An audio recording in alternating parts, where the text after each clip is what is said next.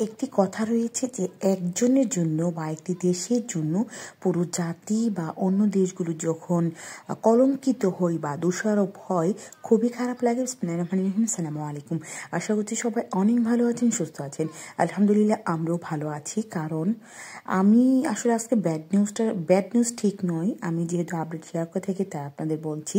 আজকে কাসাসিওনে মানে কি, ইতালির মানে যে ইউরোপিয়ান থেকে যেটাকে বলা হয় কাসাসিওনে, আর আমাদের ইতালির সর্বোচ্চ আদালতকে বলা হয় কর্তে আপেলো। তো এই আজকে কি করেছে, কাসাসিওনে থেকে একটি সেন্টেন্সা মানে হচ্ছে রায় বা একটা ঘোষণা এসেছে যে তারা সরকারের সাথে এগ্রি বা সরকারে যেটা বলছে করছে সেটাকে তারা সাপোর্ট করছে। কারণ গত মে মাসের প্রথম তারিখে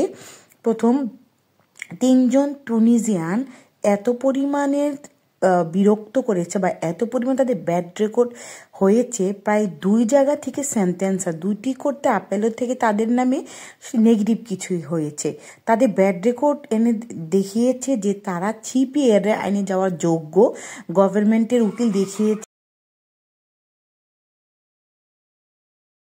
দ্যাট মিনস তারা সাপোর্ট করছে যে ইতালির গভর্নমেন্ট জর্জিয়া দি মেলোনি যা করছে, যে ক্লান্ডিস্তিনা মানে হচ্ছে অভিবাসীদের নিয়ে যে আইনগুলো করছে, বিশেষ করে সিপিএর আইনের আওতায় ক্যাটাগরিতে ফেলে তাদেরকে ইতালি থেকে আলবেনিয়াতে নিয়ে যাচ্ছে, সেটা সে বলেছে কাস্টিসিওনে ইউরোপিয়ান থেকে এসেছে যে দা আরাজনে মানে তারাই সঠিক। দেখুন তো কেমনটা লাগে এই ধরনের খারাপ মানুষদের জন্য। মারোকিনি, তুনিজিয়া, কোসোভো, এই যে মানুষগুলো, তাদের জন্য বাংলাদেশকে কেন তারা পায়েজে সিকিউরিটি দিয়েছে।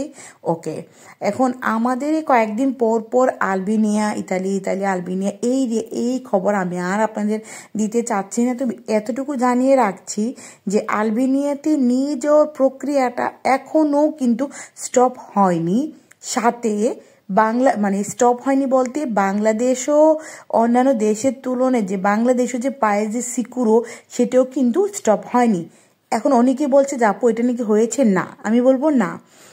আমি আমার সব কিছু দিয়ে তাদের সাথে ওপেন করে রাখছি, যে কোনো নোটিফিকেশন আসলে আমি আলহামদুলিল্লাহ যেন গ্রহণ করতে পারি বা গ্রহণ করার জন্যে। তো সেই ক্ষেত্রে আমি বলবো যে বাংলাদেশ পায়েজে সিকিউরো হয়েছে, এখনো সেটা বর্তমান আছে, এখন সেটা চেঞ্জ। বাংলাদেশ এখনো নিরাপদ দেশের তালিকায় রয়েছে। দ্বিতীয়ত আরেকটি কথা, এখনো ইতালি থেকে আলবেনিয়াতে নিয়ে যাওয়ার প্রক্রিয়াটা স্টপ হয়নি, হবে। কাসাসিওনে, সেন্টেন্সা, করতে আপেলো, এগুলো নিয়ে পুরো আমি নিজেই বিরক্ত। আমি এগুলো দিয়ে আজকে থেকে আর ভিডিও দিব না। যখন কোন ইম্পর্টেন্ট একদম আপডেট আসবে ভালো কিছু, তখন আপনাদের সাথে শেয়ার করব।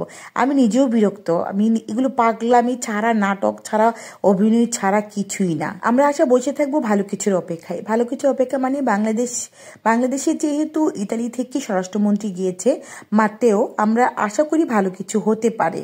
আজও পর্যন্ত এখনো কিছু জানা যায়নি ইতালির ভিতর অবৈধ মানুষদেরকে বৈধতা করার জন্য সরকার আদৌ কি কোনো প্রকার রিকোয়েস্ট একটি তার কাছে গিয়েছে, সরকারের কাছে, স্বরাষ্ট্রমন্ত্রীর কাছে। এখনো কিন্তু সেটা ক্লিয়ার হয়নি। শুধু এতটুকু বলতে পারি, বাংলাদেশ থেকে ইতালিতে বৈধভাবে দক্ষ শিক্ষিত লোকবল নিয়োগ করবে, এটা হয়েছে। পাশাপাশি 60,000 যে পাসপোর্ট জমা হয়েছে সেই অনেক বছর ধরে, দীর্ঘ বছর, সেগুলোর জট খুলতে পারে।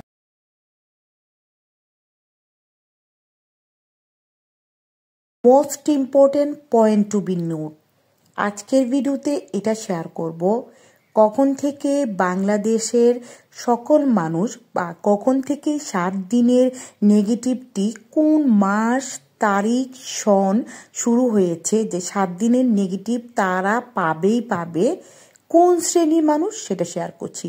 প্রথমত 2024 সালের মে মাস থেকে যারা এসেছে তারা হয়েছে পায়েজে সিকিউরো। এছাড়া যারা আপনারা আগে এসেছেন বা তারা হচ্ছেন প্রতিষ্ঠানে ইন্টারন্যাশনালে। তো বাংলাদেশ প্রাইজে সিকিউর হয়েছে আবারও বলছি 2024-এর মে মাস থেকে, বাট 2024-এর ডিসেম্বর থেকে আজকে আমি কিন্তু সচরাচর সব ভিডিওর মধ্যে বলি আমার প্রত্যেকটা ভিডিও গোল্ড, আমি নিজেই বলি, কারণ আমি অনেক কিছু শেয়ার করি, অনেক কিছু। এই যে আজকের এখনের যে নিউজটা মোস্ট ইম্পর্টেন্ট, আপনারা অনেকেই জানেন না, তাই জানার প্রয়োজন যে 2024-এর মে মাসের পর হয়েছে বাংলাদেশ প্রাইজ সিকিউর। মে মাস থেকে 2024-এর ডিসেম্বর থেকে বাংলাদেশের মানুষকে 7 দিনের নেগেটিভ পাবে। এটা হয়েছে নতুন 2024-এর ডিসেম্বর থেকে, এটা কিন্তু নতুন। দ্যাট মিনস আপনারা যারা প্রাইজে সিকিউর আইনে পড়েছেন, শুধু যে প্রাইজে সিকিউর আইনে পড়েছেন সেটা না, আপনাদের সাথে কলেগাত মানে সংযুক্ত হয়েছে 7 ডিসেম্বর থেকে আপনারা যে 7 দিনে নেগেটিভ পাবেন। তাহলে আপনাদেরকে এবং আমাদের কি করণীয়, সেই নেগেটিভ 7 দিনের যে নতুন আইন করেছে সরকারের এগেনস্টে, কিভাবে আমরা 30 দিনে নেগেটিভ পাবো, কিভাবে প্রচুর অর্ডিনারি এগুলো পাবো, আমরা সে রাস্তায় হাঁটতে হবে। তাহলে আমাদের কি করতে হবে, ভালো একটা গল্প। একটি কমেন্ট ইদানিং অনেক আসছে, প্রাইভেটভাবে আমাকে মেসেজ করে, আচ্ছা আপু অনেক টাকার বুস্তা পাগা ইন্ডিটারমিনেন্ট কন্ট্রাতো ভালো বুস্তা পাগা ইতালিয়ান ভালো ভাষা জানার কয়েকটা সার্টিফিকেট, কাজ জানার সার্টিফিকেট, এগুলো নিয়ে গেলে কি বর্তমানে কোনো বেনিফিট আছে? সব আইনের উদ্দেশ্য বলছি না, স্পেশাল আইন ছাড়া এই 4-5টা জিনিস থাকলেও আপনাকে নেগেটিভ দিবে, তবে এগুলো বর্তমানে কার্যকর হয় না, শুধু গল্পই মোস্ট ইম্পর্টেন্ট। আজ এ পর্যন্ত, ভিডিওটি শেয়ার করবেন। আল্লাহ হাফেজ।